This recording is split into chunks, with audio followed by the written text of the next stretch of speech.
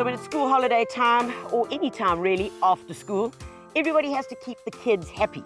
And in my case, these little guys. So we look for lizards. They're the lizards, babies. Can you see what they do in my garden? But it's okay. These are my fur kids.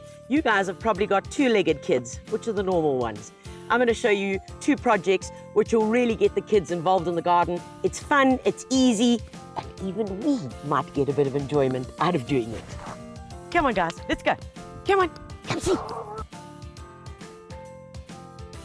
So guys, let's get going with this. Now, this project is going to be just like my brain thinks. We're going to be jumping all over and having loads of fun.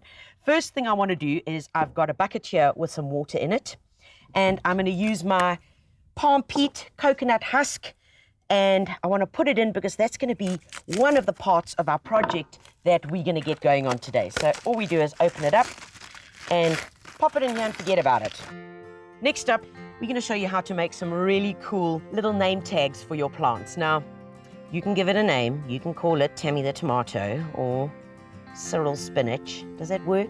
Anyway, you get the idea. So we've got little pieces of wood which you can probably get at offcuts, or you can just buy a strip of batten, cut it into little pieces. And what I've got here, a little paintbrush and some chalkboard paint. And we're just going to paint it up. And I like this because everyone can get involved with it. You know, you're not buying it. It's not ready-made. It gets to teach somebody to spell, and it gives them a personal connection with the plant. So here we go. Let's give them names and allow these babies just to dry. Nice. Okay, let's go back to this. So after about 20 minutes, your coconut husk's going to have just broken up, and you can really just aid it as well because you'll find a few lumps in here. Break it up, and this is going to be the basis of which we're going to do our project. Now, all of us have one of these lying around the house somewhere, and these make the most awesome little trays. And how much has it cost you? Well, pretty much zero. So we take some of my coconut husk and we're going to just throw it inside here. Pretty simple. And now we get to choose some seeds. So guys, whatever you do, please choose something that the child might actually enjoy eating. I'm going to be using spinach because, in my opinion, Papa did it for me.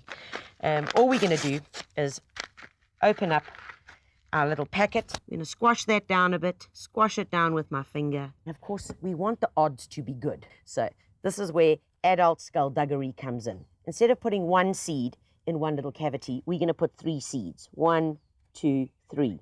You want to put 4 in? Do it.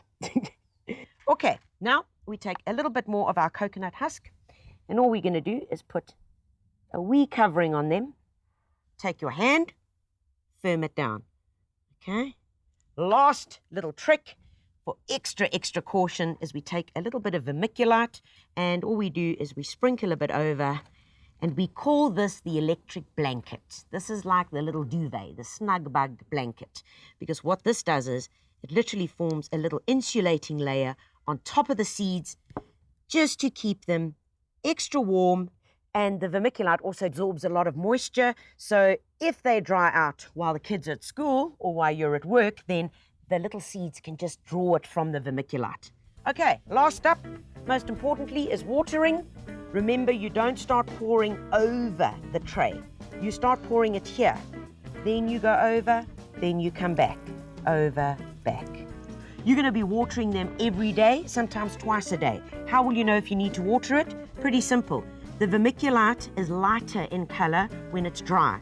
When it's wet, it's darker. You want to make sure that that stays damp so that the seeds have got enough moisture to be able to germinate.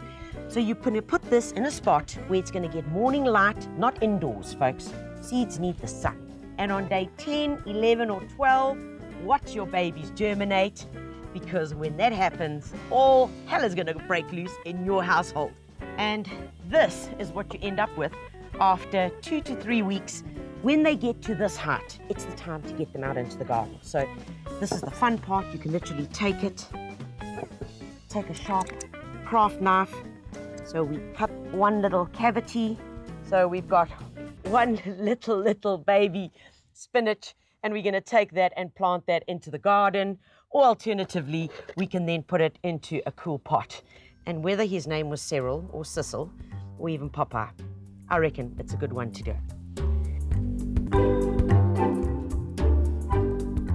So if you were going to take your little Popeye spinach and plant it into a little pot, instead of going just with an ordinary brown pot, why not go for something little bit with a bit more zazziness, you know?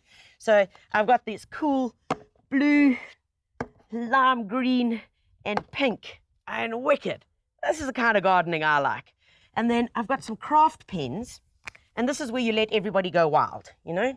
I'm not very good at this, but here's the idea. So we're going to do some flowers, and we can write, I'm calling you Cyril. And this is where just allow the kids to make the pots their own. You're probably saying, thank goodness you're a gardener, not an artist. I agree. And then I've got a bit of craft paint. Take a blob, I've got this funky yellow, and that can be the inside of your flower. Just have some fun. And of course, once you've done your chalk, which is your little name tag, and we can write on it here what we're calling it, we can pop that in, and we've got our own little plant that's got a name, got a place, part of the family, and I can't wait to get it growing. That's the way to get kids excited about gardening.